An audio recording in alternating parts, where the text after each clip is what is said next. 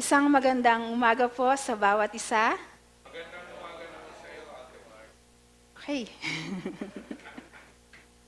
Alam niyo po, masarap simula ng araw, magandang araw kapag may nare-receive tayong good news. Tama po ba? Ayan. Ah, yung pong ating aaralin ay maganda rin, magandang balita, hindi na po lalayo. Yan, mabuting balita. Pero ano po ba yung difference nito sa usual na nagiging kalakaran ng magandang balita na gusto ng tao, no? Ang Biblia po, madalas nasasabi na siya yung magandang balita. Well, actually, kung titingnan naman po, hindi naman po mapagkakaila. Bakit? Kasi yung pangkahalatang mensahe nito ay mabuting balita talaga, beneficial talaga. Pero iba po itong mabuting balita na to sapagkat, di ba, usually kapag na-promote ka sa trabaho, o nakabili ka ng bahay, o nakapasa ka sa exam, o let's say, gumaling ka sa karamdaman na nagpapahirap sa'yo, o bigla kang nakatanggap ng 10,000 mamayang gabi, o di ba masarap yung magandang balita yon? Pero iba po yun sa magandang balita o mabuting balita na iniaatas sa mga mananampalataya. Bakit po? Alam nyo po, dapat malinaw po ito. Alam ko pong alam nyo na, pero ang purpose po ng ating pag-aaral ngayon ay kailangan maisapuso, maisadiwa, sabihin nyo nga po, maisapuso at maisadiwa. Maisapuso at maisadiwa sapagkat ito po ay, sabi nga ng mamaya ni Apostol Pablo, kung panghahawakan ay magdadala ng kaligtasan sa mananampalataya. Kaya naman, mahalaga sa kanya ito. Okay? So, ano po ba ang tinutukoy ni na Apostol Pablo ng Panginoong Hesus na dapat nating ipangaral na mabuting balita? Basahin po natin ang ating teksto. Sige po, patulong po ako. Sister Tin. Unang Korinto 15 verse 1 to 8. Mga kapatid, ngayon ipinapaalala ko sa inyo ang magandang balitang ipinangaral ko sa inyo. Iyan ang magandang balitang inyong tinanggap at naging saligan ng inyong pananampalataya. Naliligtas kayo sa pamamagitan nito kung matatag ninyong pinanghahawakan ang salitang ipinangaral ko sa inyo, maliban na lamang kung walang kabuluhan ng inyong pagsampalataya. Sapagkat ibinigay ko sa inyo bilang pinakamahalaga sa lahat ang tinanggap ko rin, na si Kristo ay namatay dahil sa ating mga kasalanan tulad ng sinasabi sa kasulatan. Inilibing siya at muling nabuhay sa ikatlong araw tulad din ng sinasabi sa kasulatan. At siya ay nagpakita kay Pedro at saka sa 12. Pagkatapos, nagpakita siya sa mahigit na 500 kapatid na nagkakatipon. Marami sa kanila ay buhay pa hanggang ngayon, subalit patay na ang ilan. At nagpakita rin siya kay Santiago at pagkatapos ay sa lahat ng mga apostol. Sa kahuli-hulihay, nagpakita rin siya sa akin, kahit na ako'y tulad ng isang batang ipinanganak ng wala sa panahon. Thank you, Ate Tin. So sabi nga dito, magandang balita. Magandang balita, bakit? Sapagkat kung kanilang, sa verse 1 po, kung kanilang papanaligan, sasaligan, pagtitiwalaan, paninindigan hanggang wakas, ang sabi po, ito po ay magdadala ng kaligtasan, ng kagalakan, ng kabutihan sa mga maninindigan dito. Ngayon po, ano po ba yung sangkap ng mabuting balita na sinasabi na marapat na ipangaral natin? Nandyan po sa verse 3, una, ang sangkap po ng mabuting balita ay si Kristo ay namatay dahil sa ating mga kasalanan. Pangalawa, inilibing siya at muling nabuhay sa ikatlong araw. At ang pangatlo po, sabi nga, kung pananampalatayaan, paninindigan hanggang wakas, sila po ay maliligtas. Yan po ang sangkap ng mabuting balita. Na kung saan, gaya po na sinasabi ko, dapat maging malinaw sa ating mananampalataya sapagkat kung may pagkakataon, binigyan tayo ng pagkakataon na maibahagi ito sa ating kapwa, kahit nga po may chat, may share, kahit kayo na paman. Kasi kung makikita natin po yung kahalagahan nito, wala pong hadlang para hindi natin maibahagi ito sa mga taong nangangailangan nito. So, ano nga ba ang ebanghelyo o ang mabuting balita mula sa Diyos na nais po na ipangaral natin? Una, ang Panginoong Hesus ay namatay para sa ating mga kasalanan ayon sa mga kasulatan. Kung titingnan niyo po dito, ang Panginoong Hesus ay namatay ayon para sa ating mga kasalanan ayon sa kasulatan. Binigyan din po agad, isunod po agad yung ayon sa kasulatan. Bakit po? Kasi gusto pong ipakita dito ng may akda na yung ginawa ng Panginoong Hesus ay hindi invento lamang. Iyan po ay ayon sa kasulatan, ayon sa kalooban ng Diyos. At sabi nga po dito, very specific. Kaya po, kung ang mabuting balita na i-share po sa inyo ay kaiba po dito sa sinasabi ng ayon sa kasulatan, mag-isip-isip po tayo. Hindi po pwedeng imbentuhin ang mabuting balita. Ngayon po, ano ba ang ipinangaral ng mga apostol? Ipinangaral po nila ang mabuting balita. Ito ang tinatawag na gospel o ebanghelyo. Actually po, ang ebanghelyo, from Greek word po ito, euangelion. Ang ibig sabihin din po is magandang balita. Pero ang usually po, dinirect na po natin, di ba, dinirect ang Tagalog na ebanghelyo. So ano po ba yung pinangaral pa? Ipinangaral nila ang pinakamahalaga. Take note mga kapatid, sa verse 1, sinasabi niya ni Apostol Pablo, ipinapaalala ko sa inyo ang tinanggap niyong magandang balita. Ang magandang balitang iyan ay pinakamahalaga. Kapag mga kapatid po sinabi natin pinakamahalaga, sabi nga pinakauna sa lahat. Mamaya tingnan natin yung translation para mas maintindihan nyo. Nakakasunod pa po kayo? Okay, good po.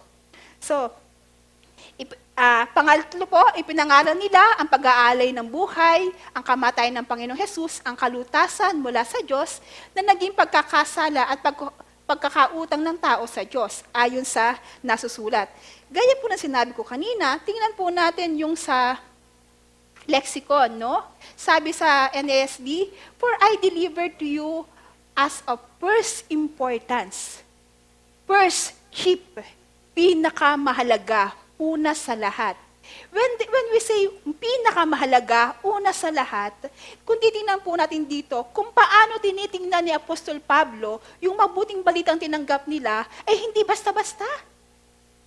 Compare nyo po sa panahon natin ngayon, paano tinitingnan ng mananampalataya ang mabuting balita? Kay Apostol Pablo po, pinakauna sa lahat, importante. Bakit importante? Kasi alam niya yung nilalaman ng mabuting balita na may Panginoong Hesus na namatay para sa kasalanan ng sangkatauhan. That's why very important ito sa mananampalataya. Kaya nga sabi, dapat may isa puso't may isa diwa. Someone. Hindi lang basta someone, Panginoon. Kung titingnan po natin, sa layunin po ng Diyos, hindi po nagbabago. Nung pagkalikha pa lang po ng Diyos sa Eden, yung sa pagkalikha pa lang po niya sa atin, ano po yung purpose niya? Di ba po kasama ang tao, pinagpala niya, day 1 hanggang day 6, kung paano po siya nalugod na likhain ang sangkatauhan. At hindi lang po sangkatauhan, kundi pinakahuli niya nga po nilikha ang sangkatauhan. Anong inuna niya? Yung pangangailangan, yung titirhan ng tao na kung saan siya ay maninirahan kasama ng Diyos at mga nilikhang makalangit. Kung titignan po natin yung purpose ng Lord, napakabuti. Actually nga po, babalikan po natin kung paano sinabi ng Lord. Siya ay nalulugod. Kasi at this moment po, wala siyang ibang masamang layunin. Walang nalikhang masama. Lahat perfect. Yun po yung layunin ng Diyos. At sabi nga po dito, ano pong sabi sa tao? Ikaw, binigay po sa kanya ang kapamahalaan, ang kapangyarihan, yung ikaw ang bahalang, sabi nga magpakarami kayo, punuin niyo ito at pamahalaan. Yun yung layunin ng Diyos sa kanyang pagkalikha. Ang plano niya po, ang sandaigdig, ay maging tirahan ng tao kasama niya na kung saan walang masama. Yan po yung layon ng Diyos. Pero, mapapansin nga po natin dito, ang tao ay nagkasala. Bumagsak po ang tao. Binigay po sa kanya ang kautusan na maaari mong kainin ang lahat ng bunga maliban sa bunga na nagbibigay ng kalaman. Pero kung titingnan niyo po sa history, makikita natin, ang Diyos paulit-ulit hindi nagsasawa kahit na titigas ng ulo. Nakita na po kayo ng batang matigas ang ulo? Di ba po sakit sa ulo? Yun po yung pero yung isang taong nagmamahal katulad ng mga magulang dito na kahit ang titigas ng ulo ng anak, hindi nagsasawa. Na kahit na nahihirapan siyang makita yung kanyang anak, still gumagawa ng paraan.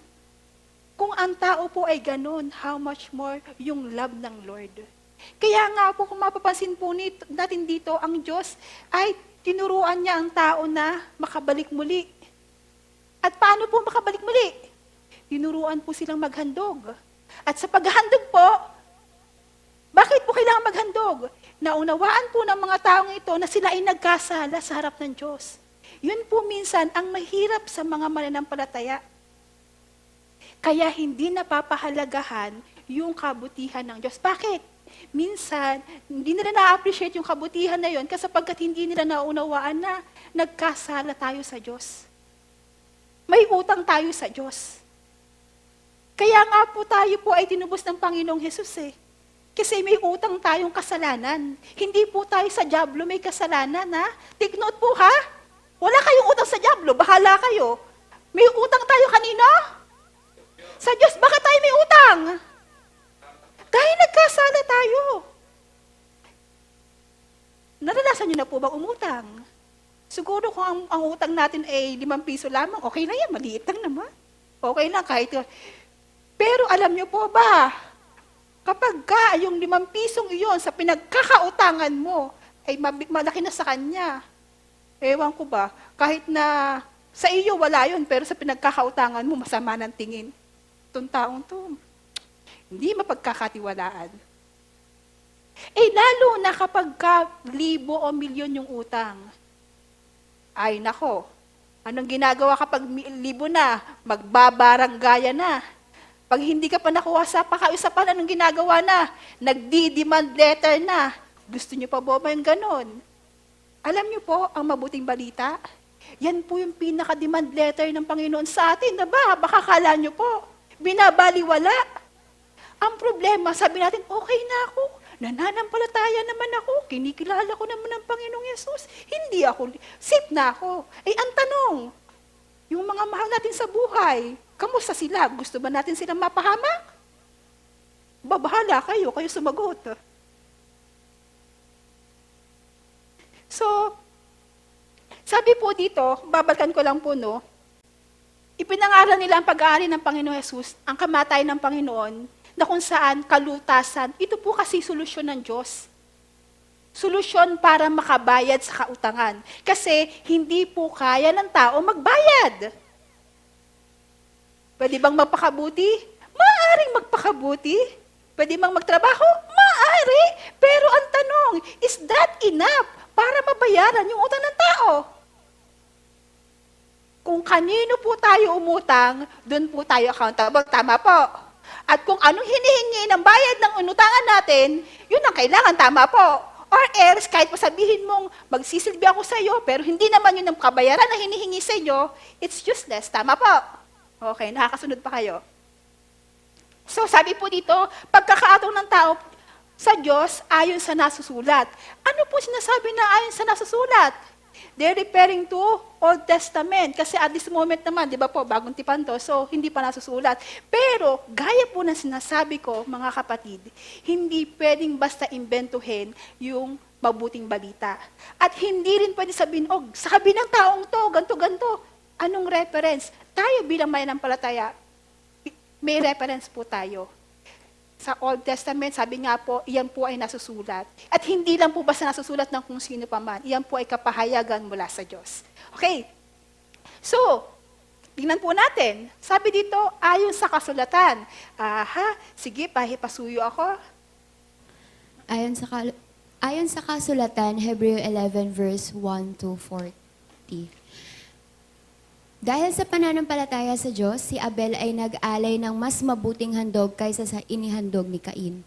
Kaya naman, si Abel ay kinilalang matuwid nang tanggapin ng Diyos ang kanyang handog. Kahit patay na, nagsasalita pa siya sa pamamagitan ng kanyang pananampalataya. Dahil sa pananampalataya, si Enoch ay hindi nakaranas ng kamatayan. Ang iba naman ay pinagbabato, nilagari sa dalawa, tinukso at pinatay sa tabak. Ang iba'y nagdamit ng balat ng tupa at kambing, ang iba'y namulubi, inapi at pinagmalupitan. Hindi karapat-dapat sa kanila ang daigdig. Nagpagala-gala sila sa mga ilang at kabundukan. Nagtago sila sa mga yungib at lungga sa lupa. At dahil sa kanilang pananampalataya, nag-iwan sila ng isang kasaysayang hindi makakalimutan kailanman. Ang lahat ng mga ito, bagamat may mabuting patotoo dahil sa kanilang pananampalataya, ay hindi tumanggap ng ipinangako, sapagkat mas may magandang plano ang Diyos para sa atin, upang sila'y hindi maging ganap malibang kasama tayo. Thank you. Naaalala niyo po ba kung ano ang chapter 11? Iyan po ay summary ng heroes of faith, ng mga bayani ng pananampalataya. The question is, sino nagsabi na sa kanila na sila ay heroes? Self-proclaim ba? Tao ba? Ang nag-proclaim po ay ang Diyos. These people, sina Abel, sina Enoch, marami pa po, sina Abraham, hindi po nahiya ang Lord na tawagin silang mga lingkod niya. Ano po yung gusto kong i-imply sa inyo mga kapatid? Ang Diyos, sa mga tapat na kumikilala sa Kanya, pinagmamalaki niya po. Pero titingnan nyo rin naman po, hindi naman po basta-basta yung naging buhay nila. Bakit po? Sabi nga, bakit sila nasabing heroes of faith? Aba, tingnan nyo po yung buhay nila. Normal na tao, yes po. Pero, ano po ang mas pinahalagahan nila? Ano ang mas pinariority nila? Ang sariling kapakanan? Ang sariling kasiyahan? Ang magpapayaman sa kanila? Ang magpapasaya sa kanila? Yun po ba yung pinariority nila? Ano pong inuna nila?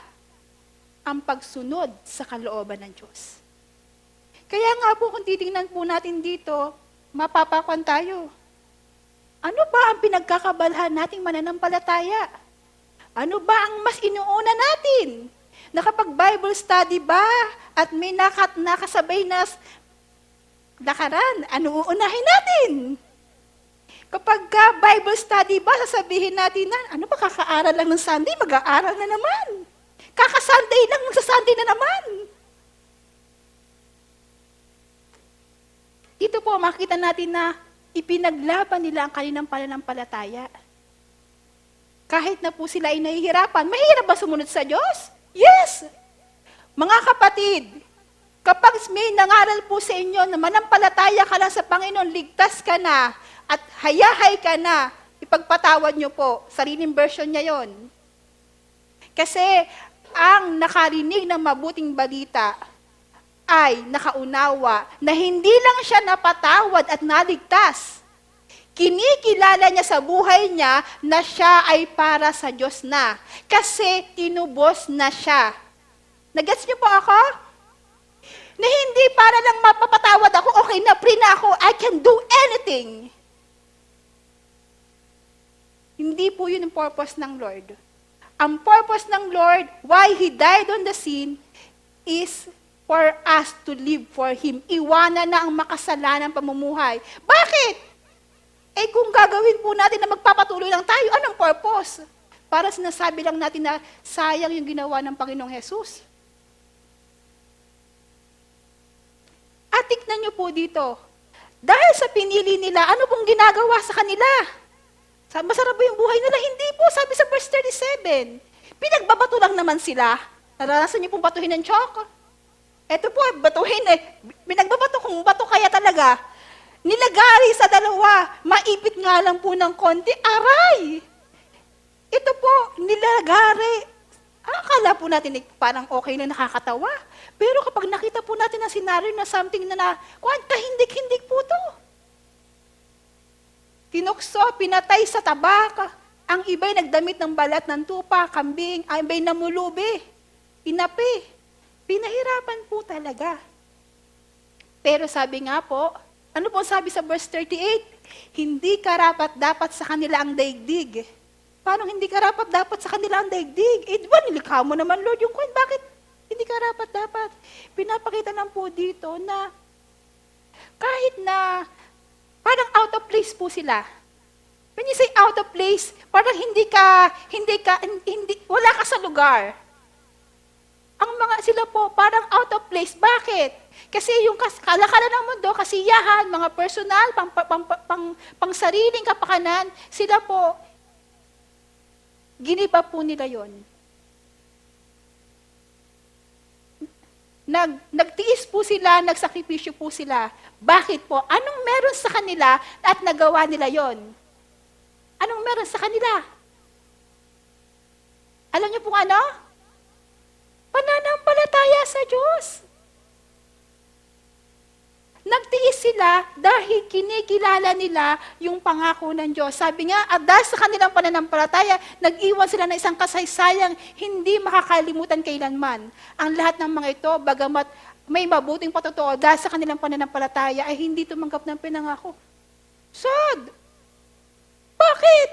Naghirap ka na, hindi mo agad nakuha yung promise ng Lord. Is that the end? No! Yes, namatay sila na naghirap at hindi agad nakuha yung pangako, pero sabi nga sa verse 40, sapagkat may mas magandang plano ang Diyos para sa atin upang sila'y hindi maging ganap malibang kasama tayo. Mga kapatid, please take note of verse 40. Basahin nyo nga po uli para magising po tayo. 1, 2, 3, go!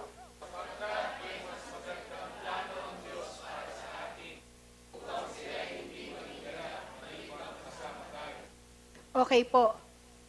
Sila po, actually po kung titingnan po, ang sarap po pala. Bakit? Kasi sina Abel, sina Enoch, sina Abraham, sabi nga, hindi sila magiging ganap malibang kasama sino? Tayong mga mananampalataya. So, ibig sabihin po pala, yung kaganapan kaganapan ng promise ng Lord sa kanila ay makakasama natin. Bali, aantayin po. Nagigets niyo po ba ako? Makakasama po. So, ibig sabihin po, hindi pa nila agad na-receive yung promise ng Lord na makasama siya kasi may inaantay pa. May inaantay pang mga mananampalataya na susunod at magtitiwala sa Diyos. Kaya po, yung ginagawa po ng Diyos sa atin ay, sabi nga, di ba sinasabi ng iba, kung ang Lord ay, sabi nila, kung ang Lord ay darating, but ang tagal naman, kasi ito, nung New Testament nga, na time nila, naiinip na rin sila. Kayo ba naiinip na sa teaching ka? Okay, hindi pa. Alam niyo po, sila naiinip na sila. Bakit? Kung darating ang Panginoon, dapat matagal na dumating. Ang dami nang namatay na Kristiyano. Bakit hindi pa dumarating? Sabi ng iba, nadi-delay ang Lord. Late ang Lord. At ayaw natin ng late, di ba? Pero hindi kasi late ang Lord eh. Ano pong binibigay ng Lord? Patience. Kanino? Sa atin. Paano kasi kung let's say tayo mananampalataya ay nagpabadjing-badjing, saan tayo pupulutin? Aba, kung ikaw ang boss, nakita mo babadjing-badjing ang iyong mga tao, ano gagawin mo? Tatanggalin mo. Bakit? Hindi sila deserving. O gusto niyo ba, papagkamarap tayo sa Lord? O, anong ginawa mo? Ito po. Alam niyo po, kaya mahirap po talaga sumunod sa Lord. Bakit? Nung unahin mo, magpahinga, sumunod sa Lord. Magsayaw, sumunod sa Lord. Okay po na mag-enjoy ng buhay, mga kapatid. Kung gusto niyo pong gumala, okay lang po.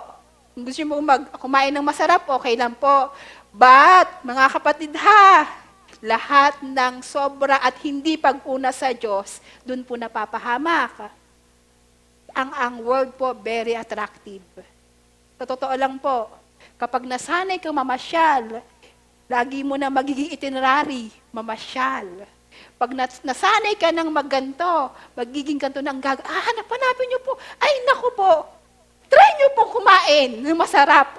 Pagkailang beses na kumain kayo na kumain, pag standard niyo, ano ba? Ay, sawa, ayaw ko na yan, gusto ko na ng iba. Samantalang dati, pagkakasarap niyo sa inyo. And, hahanap ka na.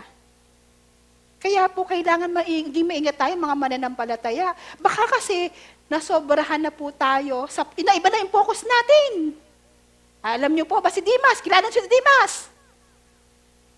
Aba, si Dimas po ay lingkod ng Lord, kasama ng mga apostol. Pero ano pong nangyari sa kanya? Nag-enjoy po. Problema, napahamak po siya. Nag-enjoy lang naman.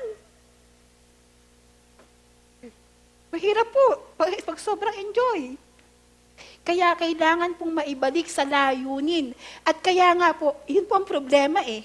Kapag nakakalimutan natin yung kahalagahan ng mabuting balita na natanggap na natin. Kaya nga po sabi ni Apostol Pablo, pinapaalala ko sa iyo, anong natanggap mo? Mabuting balita. Ano mabuting balita? Anong sangkap niyan? Ang Panginoon Jesus na namatay para sa iyo. Para saan? Dahil tinubos ka sa kasalanan mo. Bakit? Kasi sa harap ng Diyos, ang mga nagkakasala, ano po? Anong resulta ng kasalanan? Kamatayan. No? Gusto ba natin mapahamak? Walang taong gusto mapahamak. At ayaw ng Lord na mapahamak ang isang tao. At yun po yung mabuting balita. Tinubos tayo, binayaran tayo. Yung parang hindi natin kayang gawin ginawa ng Lord. Pero hindi ibig sabihin, parang ganito lang yan. Let's say, mangungutang ko kay pastor ng 10,000. 10 lang po. Mangungutang ko 10,000. Naku, hindi ko kaya magbayad. Kasi bigla na, ang dami kong mga bayarin, pastor. Pagpaumanin mo na, pastor. Patawarin mo na ako. Sabi ni pastor, inutang mo yan. Ang ganda ng usapan natin. Inutang mo yan eh. Ang sabi mo, nangako ka pa, babayaran mo yan. Hindi mo pasensya na po talaga. Hindi. Kailangan bayaran yan. Kung hindi, papakulong kita. Naku. Siyempre papakulong. So, natry niyo na ba makulong? Huwag naman po. Hirap po yun. Siyempre, problema ako. Naku, papakulong daw ako. Anong gagawin ko? Tatawag ako dito, tatawag ako doon. Tulong. Eh, buti nandiyan si Ate Sara, safe kwan ko. Ate Marge, huwag kang mag-alala. Ako ang magbabayad kay Pastor. Yes! Malaya na ako! Wala na akong utang! Thank you, Ate Sara. Kaso, nangutang uli ako! At yung ginawa ko pa, dinagdag ko pa, nangutang pa uli ako kay Kuya Edgar. Kuya Edgar, pangutang naman ako. Malakas ang loob. Pag nakita natin Sara, aba, sumusobra ka na. Bahala ka na, magdusa sa bilanggo. Tayo din po, hindi po ibig sabihin, naranasan na natin yung kabutihan ng Lord, ibabaliwalang bahala natin at magpapatuloy po tayo. Kasi yung mabuting balita ay mabuting balita na inaalis tayo sa pagkaalipin sa kasalanan. And that's the main purpose bakit po ginawa ng Panginoong Jesus. Actually po, ang nangyayari po is head knowledge madalas. May namatay sa krus, Panginoon. Pero ano po yung sa buhay natin? Ano po yung halaga nun sa buhay natin? And sabi ko nga po, wag naman sanang dumating yung time na sinasabi natin na, Lord, dapat akong mananampalataya. Pero sa harap naman pala ng Lord ay hindi, no? So, alam po natin at alam po ng Diyos kung paano tayo nagsusumikap. Hindi po madali. Sabi nga po, siba ng Panginoong Jesus, nung sinabi niya sa mga alagad, marami sumusunod sa Kanya. Bakit? Gumagawa siya ng mga miracles, nagpapakain siya. Pero sabi ng Panginoon, kung nakalimutan ko yung may lungga, may titirhan, yung anak ng tao wala. Ibig sabihin po, yung pagsunod po sa Diyos, hindi ka makaka-ensure ng hayahayang buhay. may sakripisyo po. Pero, sabi nga po, dumating yung man time na nagtiis ang isang mananampalataya katulad nila, hindi ibig sabihin ay nasasayang ang kanilang ginagawa.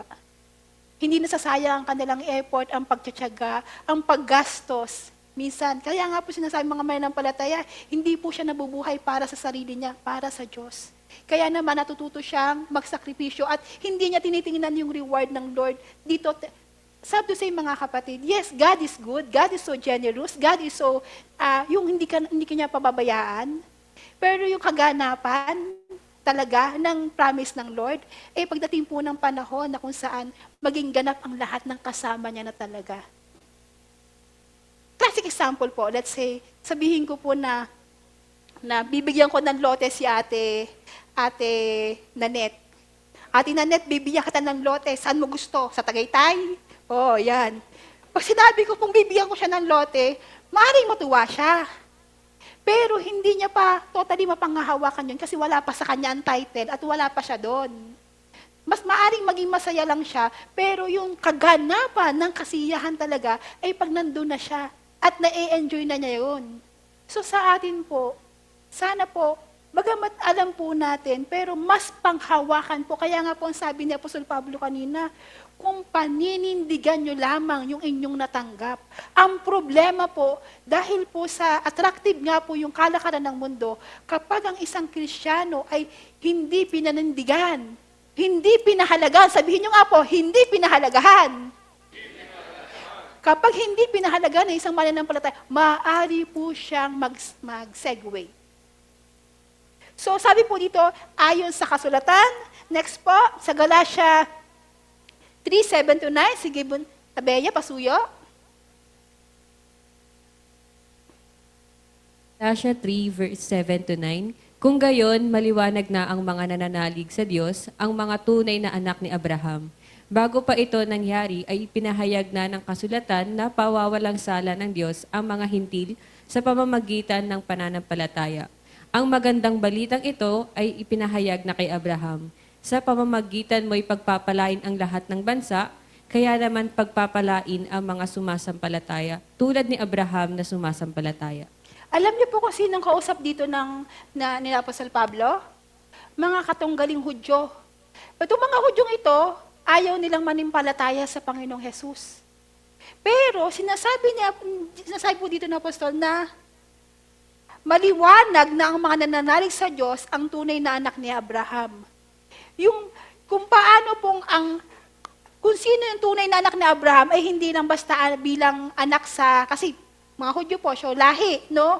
Hindi po yun ang tunay na anak ni Abraham. Ang tunay na anak ni Abraham ay yung katulad ni Abraham na nanampalataya sa Diyos. Kaya nga po sabi dito, sa pamamagitan ni Abraham, pagpapalain ang lahat ng bansa. Kung paanong tutulad ng isang mga mananampalataya, actually po, hindi lang Hudyo, even ng mga Hentil, di ba po? Bago pa nang ipinahayag na ng kasulatan, ipinahayag na ng kasulatan na pawawalang sala ng Diyos ang mga, sino po? Mga Hentil, ang hindi niya bayan. Bakit? Anong ang gagawin lang ng Lord? Katulad ni Abraham, kung ang mga Hentil, kung titingnan po natin, si Abraham, hindi rin naman talaga, nagsimula lang sa kanyang pagiging Hudyo. Pero, saan siya dati? Siya din po ay katulad ng mga taong ito na sumasamba sa mga Diyos-Diyosan, mga pagano, walang relasyon sa Diyos, hindi kumikilala sa Diyos. May ibang kinikilalang Diyos. Ganon din po. Pero sabi nga, katulad ni Abraham, sila ay mapagpapala kung sila ay mananampalataya. Ano po yung hinihingi ng Diyos sa kanila? Pananampalataya. Ano po ang hinihingi din sa atin? Ano pong hinihingi sa atin? Bahala po kayo, hindi pala malinaw sa atin ang hinihingi. Manampalataya kanino? Sa Diyos. Sa kanyang ginawa. Katulad ni Abraham. Sabi po sa Juan 8:56-59, pasuyo ako.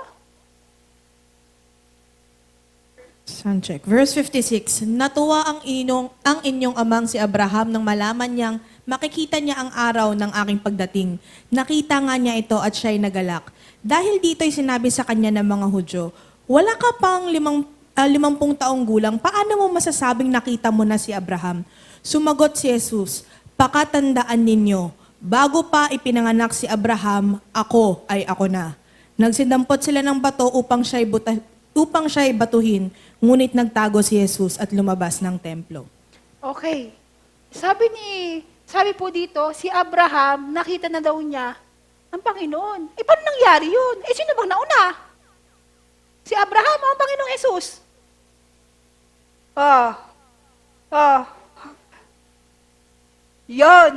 Yun laang. Okay.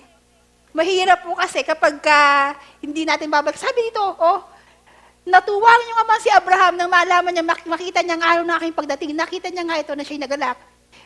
Kung babalakan po natin ang Old Testament, ang Panginoong Jesus po, nagpakilala siya nung New Testament na as Panginoong Jesus. No? But, kung titingnan niyo po ang sinasabi ni Juan, the Word, the Word already existed from the start. Paano mangyayari magkakapareho? Eh, ang Panginoong Jesus nasa New Testament lang. Eh, sabi ni Juan, simula pa lang nandyan na. Nandyan na po ang Panginoong Jesus. Siya po yung tinatawag na pangalawang yaya. Yun nga lamang po, siya po yung tinatawag na the Word, yung sinasabi po, no? Hindi nga lamang, hindi naman tamang word na label eh. Yung tamang po is, yung pinakilala na siya as Panginoong Jesus nung New Testament na, nung nagkatawang tao na siya, para ganapin yung sinasabi sa kasulatan na may tagapagligtas. Pero, kung babalikan pa po yung sa kinukonek po ng mga apostol na ang Panginoon Jesus mula pa lang, bago pa lang likain, ay andyan na. Kaya po nasabi niya ng mga apostol na ni Juan na, yun nga po, nakalimutan kong yung text na yun. The word already existed. Ano yun? John 1:1 po? Yun po. So, dito po, sinabi po ng Panginoon na nakita na ako ng ama niyong si Abraham, tinutukoy niya po dito, yun nga po sa Genesis 15-17, na nakipag-usap po yung tinatawag na the word of Yahweh kay Abraham. At nakita ni Abraham yung the word, at ito po yung pinapanaligan ni Apostol na in the beginning was the word, and the word was with God. Kaya't nakita po ni Abraham ang Panginoong Jesus, bagamat hindi niya kilala yon as Panginoong Jesus. Malinaw po? Yan. Nagpakilala po ang Panginoong Jesus nung siya po, sabi nga po, bilang anak siya ni Maria, pero hindi po ibig sabihin na doon siya nagsimula talaga. Nagsimula siya as pagiging tao, pero pagiging Diyos ay bago pa po likahin ang sanglibutan. Okay po, malinaw. Kaya po sinasabi dito na ang Panginoong Jesus ay namatay ayon sa kasulatan. Ito po yung basis natin na sinasabi na may Kristo, may tagapagligtas, no? Kung titingnan po natin, nung sa Old Testament time po, sila po ay tumitingin sa mangyayari. Kasi di ba, kahit di ba po sa kanilang nag-aantay sila ng Mesiyas tagapagligtas. Sa Old Testament, umaasa sila, tinatanaw nila. Tayo naman po ngayon, ang ginagawa natin, binabalikan natin. Kaya po yung ginawa ng Panginoong Jesus, siya po ay center of history ng pananampalataya. At kung titingnan nyo nga po sa mga Hudyo, no, sa Old Testament, sobra nilang inaantay. Ang problema naman ngayon, hindi pinapahalaga, samantalang sila, antay na antay sila, darating. Tayo, hindi na ba natin gaano napapahalagahan? Yun po ang sad reality. Pero kaya nga po itinuturo sa atin, kasi para maunawaan natin, kasi most of the time, kaya ganun ang response ng tao, ay hindi niya nauunawaan, tama ba? Yun. So, dapat po nating unawain. Sabi po sa Hebreo 11:24-27, sige nga, pasuyo ako. Hebreo 11 verse 24-27, dahil sa pananampalataya, tumanggi si Moises nang siya'y mayroon ng sapat na gulang, natawagin siyang anak ng prinsesang anak ng hari. Inibig pa niyang makihati sa kaapihang dinaranas ng bayan ng Diyos kaysa magtamasa ng mga panandaliang aliw na dulot ng kasalanan. Itinuring niyang higit na mahalaga ang pagtitiis sa hirap dahil sa Mesiyas kaysa ang mga kayamanan ng Ehipto, sapagkat nakatuon ang kanyang paningin sa mga gantimpala sa hinaharap. Pananampalataya din ang nag-udyok kay Moises na alisanin ng Ehipto nang hindi natatakot sa galit ng hari. Matatag ang kanyang kalooban sapagkat para niyang nakita ang Diyos. Thank you. So dito, makikita natin na sabi dito, si Moises, bagamat siya ay masarap ang buhay kasi siya ay anak ng prinsesa, di ba po, kinikilala siyang prinsesa ng anak ng hari. So, technically, pwede siya maging prinsipe. Pero ano pong ginawa niya? Instead na tamasahin niya po yun, i-enjoy niya yun, siya ay nakisama sa Israel. Sabi niya, inibig pa niyang makihati sa kaapihang dinaranas ng bayan ng Diyos kaysa magtamasa ng panandaliang aliw. Bakit? Kasi sabi ko nga po kanina, itinuring niyang higit na mahalaga ang pagtitiis sa hirap dahil sa Mesiyas kaysa kayamanan sa Ehipto. So dito po makikita natin kung paanong kahit din, syempre, kung si Moises ay sasama sa mga Israelita, ano pong ipinapakita noon? Parang ikaw ay nagre-rebelde sa kanila, no? Lagot po siya kay Paraon, pero ano pong ginawa niya? Hindi siya natakot.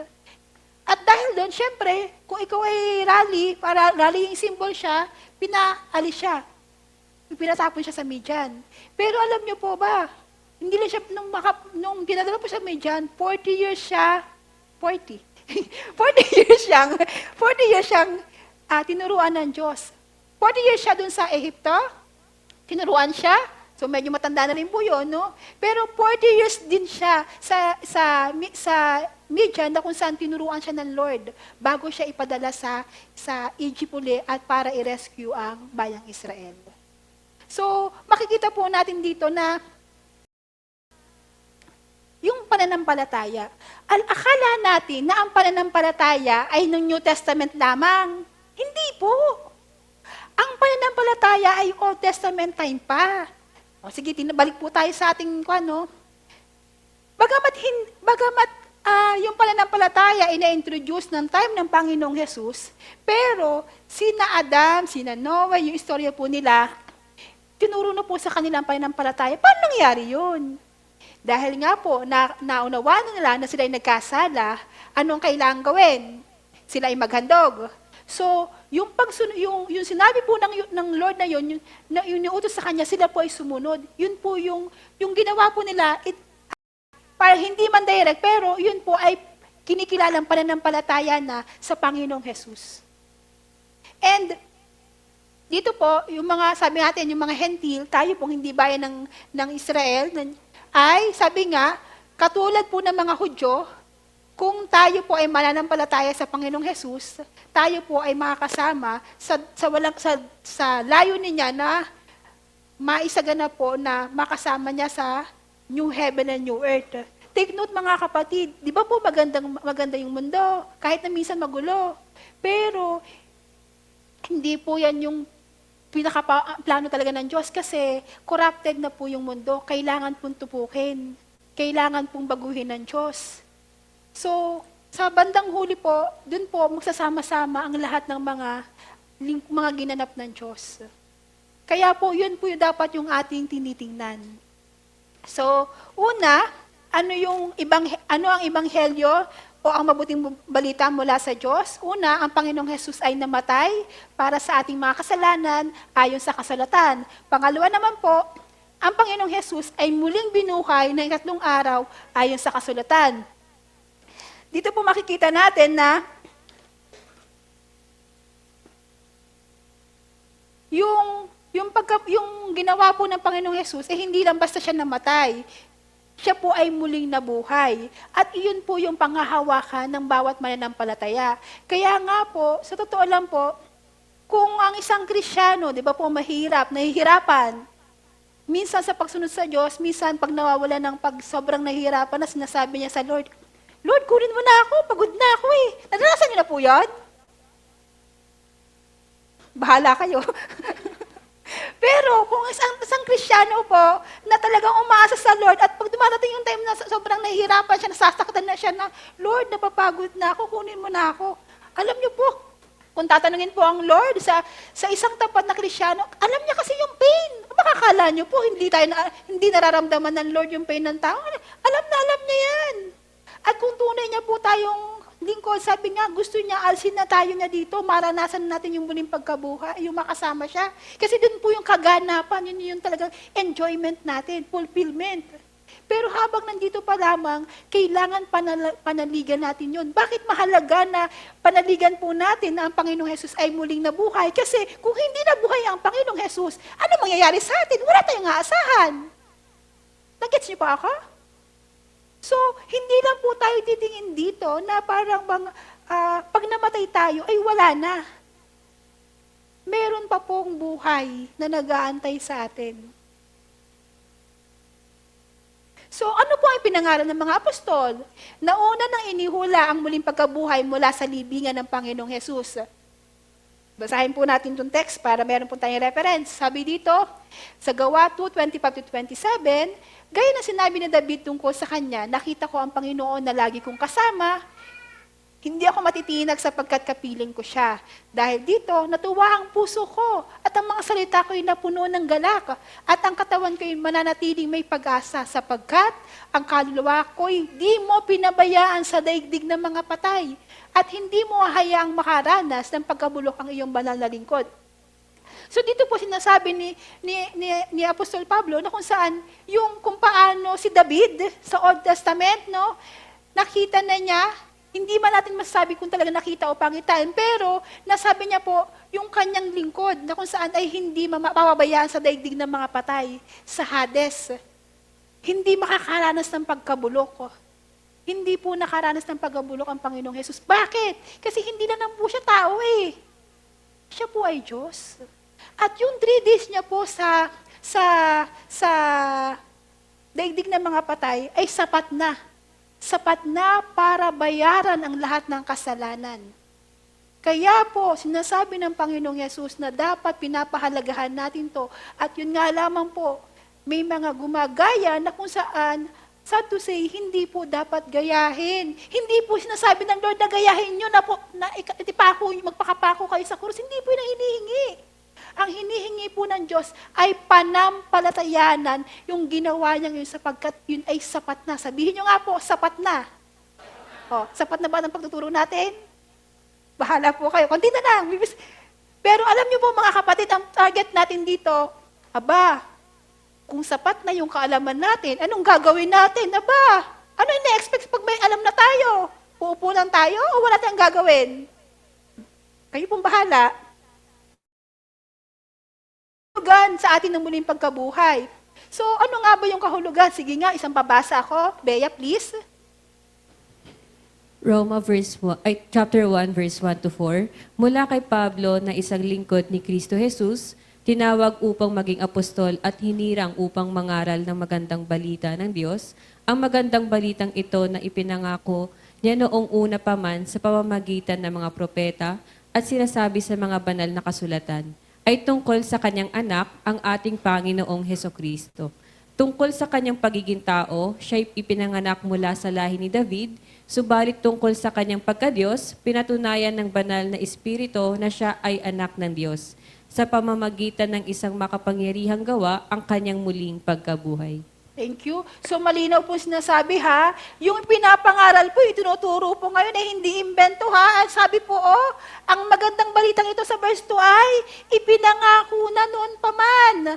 Sa pamamagitan po nino ng mga propeta at sinasabi sa banal na kasulatan. Ngayon, ang kredibilidad naman tungkol sa Panginoong Hesus na sinasabi natin na siyang tagapagligtas, nandun din po. Sabi nga, tungkol sa kanyang anak, ang ating Panginoong Kristo, tungkol sa kanyang pagiging tao, very detailed po. Kaya minsan po mapapatanong ko na lang, ano bang kulang pa? Siya ipinanganak mula sa lahi ng David. Subalit, tungkol sa kanyang pagka-Diyos, ito po yung sa mga hindi kinikilala ang Panginoong Yesus bilang Diyos. Hindi ko lang po natin alam kung saan ang kalalagyan nila. At delikado din naman po tayo mananampalataya kung hindi rin natin kinikilala yung kanyang pagka-Diyos. Kasi pinapatunayan po yan ng banal na Espiritu. At ano po sabi? Na siya ay anak ng Diyos sa pamamagitan ng makapangyarihang gawa. Anong katunayan? Muling nabuhay ang Panginoong Yesus. Kaya po, ang paalala sa ating mga mananampalataya, yes, mahirap sumunod sa Diyos, may sakripisyo, nakakantok, nakakapagod kasi may trabaho pa tayo bukas. Ano yun? Tapos marami pang gawaing bahay, marami tayong gustong makamit. Pero still po sinasabi, no, sa pagpupursige po natin, hindi po nawawala ng saysay kasi dumating po yung time na kunin na po tayo ng Lord. Sa totoo lang po, nakakatakot talaga mamatay minsan, di ba po? Kapag sinabing, di ba po, kaya nga tayo nagkukan eh. Kung pagka may sakit eh, bumibili tayo ng medicine eh. Kung pagka alam mo masama ang resistensya mo, lahat na ng vitamins, iti-take mo na. Huwag lang kwan. Pero sabi nga po, hindi po tayo dapat matakot. Kasi as long as nagiging tapat po tayo, meron pong muling pagkabuhay. At yun po yung ating dapat pagkatiwalaan. So, sunod po. Sabi po sa Roma 6:6-9, so, alam natin na ang dati nating pagkatao ay napako na sa krus kasama niya upang mamatay ang ating makasalang pagkatao. Ito po sinasabi ko kanina na may pagbabago dapat po, no? Hindi tayo maalipin pa ng kasalanan. Sapagkat ang namatay na ay pinalaya mula sa kapangyarihan ng kasalanan.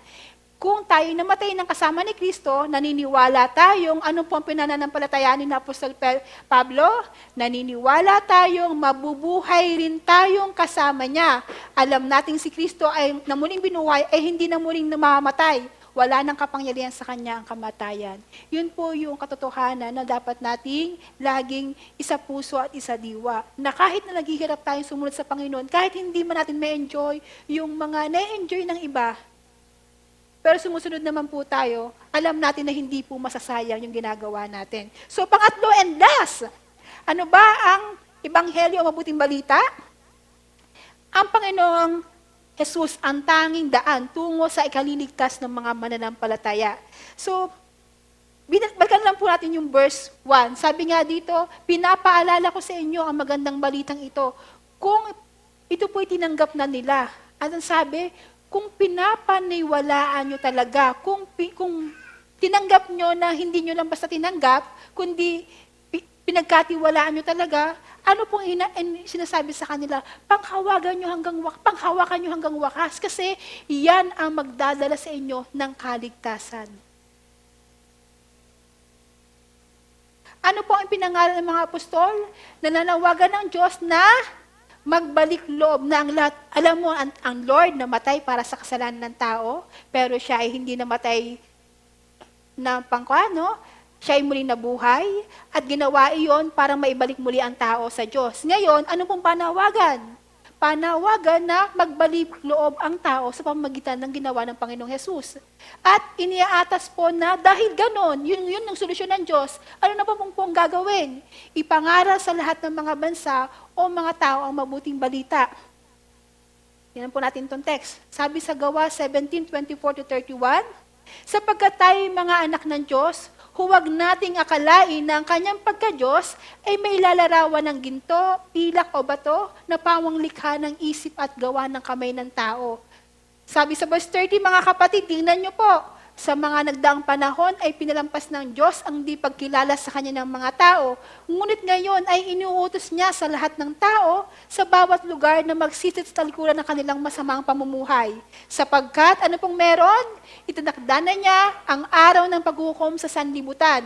At ito'y buong katarungan niyang gagawin sa pamagitan ng isang tao ng kanyang hinirang. Ito po ang madalas na hindi nakikita ng maraming tao na may paghukom pagdating po ng panahon.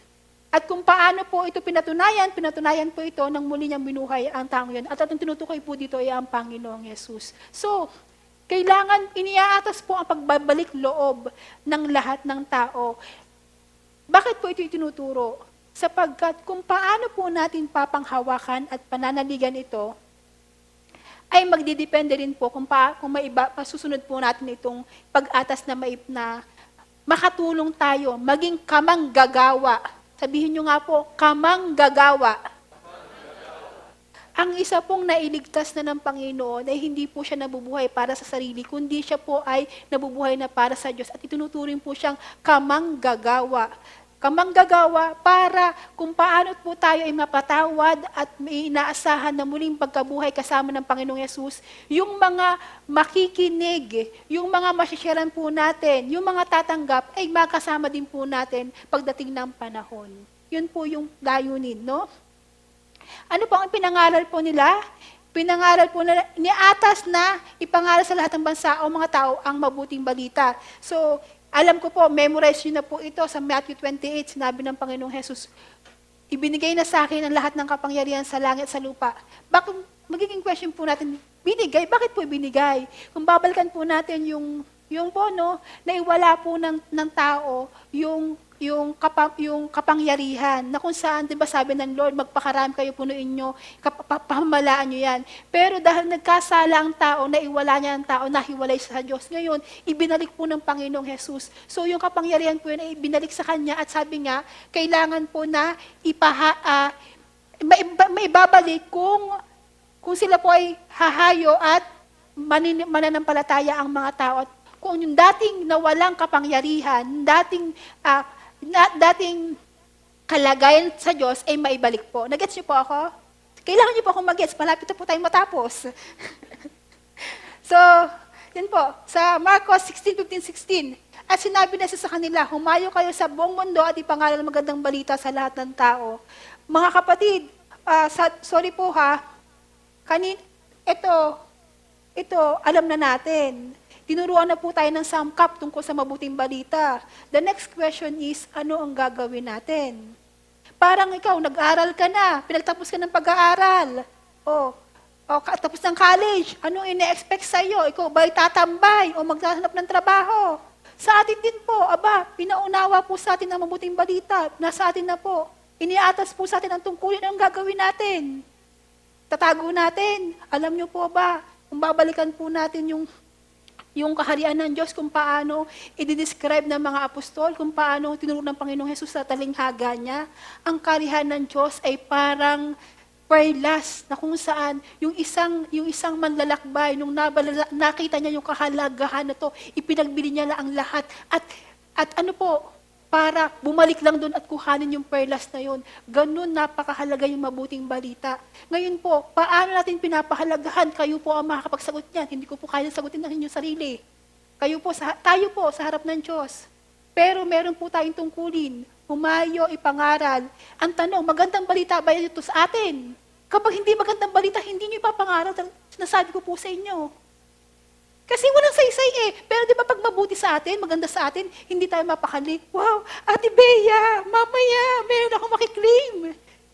Kasi may good news yun sa akin, mahalaga yun sa akin. Pero kapag hindi mahalaga yun sa atin, hindi natin papabayaan lang natin. Wow, walang halaga natin. So sabi po, ang lahat ng magsisisi at tatalikod sa kasalanan at magpapabautismo, mga kapatid, ang katunayan ng pagbabalik ng tao sa harap ng Diyos, kailangan pong may mangyari. At ano po ang katunayan? Kailangan pong magsisi at tumalikod ng tao sa kasalanan at magpabautismo sa pangalan ng Panginoong Yesus. Kaya po yung pagpabautismo, hindi po lang siya basta-basta. Ito po ay nire-require ng Diyos, hindi po ng tao, hindi po ng iglesia. Ito po yung ninanais niya. Maliligtas, ang mga ito ay makakabig sa Diyos at sa magiging mga anak niya. So dito po, ano ang marapat gawin ng tao? Nung nangaral po sina Apostol Pedro, makita, nabagbagang kanilang damdamin kasi naunawaan nila na sila nagpapako sa Panginoong Kristo. Sabi niya, ano po ang dapat namin gawin? Ito po ang dapat maunawaan ng isang tao, na makilala niya na siya ay nagkasala. At kapag nakilala niya na siya ay nagkasala, anong sabi? Pagsisihan, talikuran ng mga kasalanan at magpabautismo. So, at tatanggapin ninyo ang kaloob ng Espiritu sapagkat ang pangako ay para sa inyo at sa inyong mga anak, sa lahat ng nasa malayo. Kaya hindi lang po mga Hudyo, kundi lahat ng tao, anuman po mang nasyon yan. Yun po yung nais ng Diyos, no? Marapat gawin ng tao, sino lamang po ang makakabalik? Ano po sinasabi sa Juan 12? Subalit ang lahat ng tumanggap at sumampalataya sa Kanya, ibinigyan niya ng karapatang maging mga anak ng Diyos. Yes, ang tao po ay lahat anak ng Diyos, sa totoo lang. Bakit? Kasi lahat tayo nagmula sa angkan ni Adan na kung saan anak ng Diyos. Pero gaya po na sinasabi ko kanina, dahil nagkasala ang tao, yung karapatan ay naiwala niya. At paano may babalik ang karapatang iyon? Kailangan po niyang tumanggap at sampalatayanan ang Panginoong Jesus para masabi na ikaw ay anak ng Diyos. Yung karapatan po, sino po nagbibigay ng karapatang iyon? Ang tao ba? Hindi, ang Diyos. Kaya hindi po mahalaga kung ano sinasabi, ang tingin natin sa ating sarili. Ang mahalaga kung anong tingin sa atin ng ating Diyos. So, bilang pagtatapos, ano nga ba ang ebanghelyo o mabuting balita mula sa Diyos? Hihilingan ko po kayo magbasa mula sa una, number 1. Anong ebanghelyo? 1, 2, 3, go!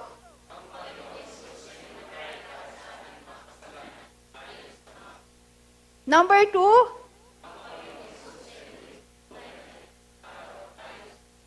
and last, pangatlo po, ako na po, ang Panginoong Jesus, ang tanging daan tungo sa kaililigtas ng mga mananampalataya. So, ano nga ba ang mabuting balita mula sa Diyos?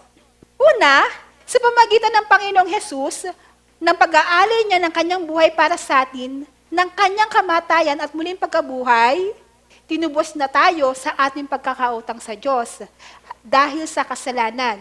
Maari na tayong magbalik loob sa Kanya at makabalik sa ating pagiging anak niya na siyang layunin ng kanyang pagkalikha. Pangalawa, ang sinumang magsisi at tumalikod sa kasalanan at magpabautismo sa pangalan ng Panginoon ay maliligtas at mabibigyang karapatan na maging anak ng Diyos. At pangatlo, panghuli, ang bawat isang nakabalik na sa Diyos o nailigtas na ay inaatasang ipangaral, ipamahayag ang mabuting balitang ito ng kaligtasan. Mga kapatid, narinig po ba natin ang mabuting balita? Tinanggap po ba natin ang mabuting balita? Ang atas po sa mga tumanggap at nakarinig ay ipahayag ang mabuting balita. Kung hindi niyo pa po naintindihan, ang Diyos po sa kanyang mga salita ay hindi po kulang.